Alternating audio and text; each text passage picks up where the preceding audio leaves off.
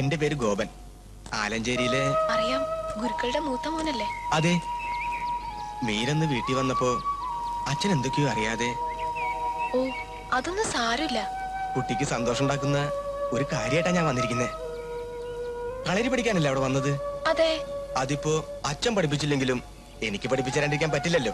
നിങ്ങൾ പറഞ്ഞു വരുന്നത് കുട്ടിയെ കളരി ഞാൻ പഠിപ്പിച്ചു തരാം. സത്യാണോ? അതെ. പക്ഷേ അച്ഛനൊന്നും അറിയരുത് കേട്ടോ. അപ്പൊ അവിടെ പോവല്ലേ? അയ്യോ, അവിടെ വേണ്ട, ഇവിടെ തന്നെ മതി. ദിവസവും ഞാൻ രാവിലെ വരാം. നാളെ തന്നെ ക്ലാസ് തുടങ്ങാം. എന്താ? വരട്ടെ.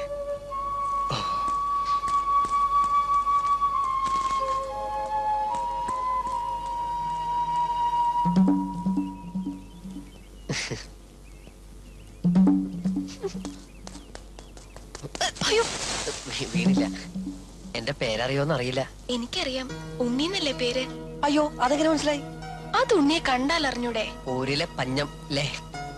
ആള് മോശമല്ലല്ലോ, തമാശക്കാരനാണല്ലേ? ഇടയ്ക്കിടെ. ഉണ്ണി വരൂ, അകത്തിരിക്കാം. അയ്യോ, പോയിട്ട് കുറച്ച് പണിയൊക്കെ ഉണ്ട്.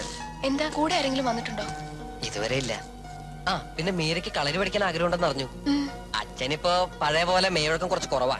പിന്നെ ചേട്ടൻ ഏകാഗ്രത വളരെ കുറവാന്ന് അച്ഛൻ പറയാറ്. പിന്നെ ആകെ ഉള്ളത് ഞാനാ.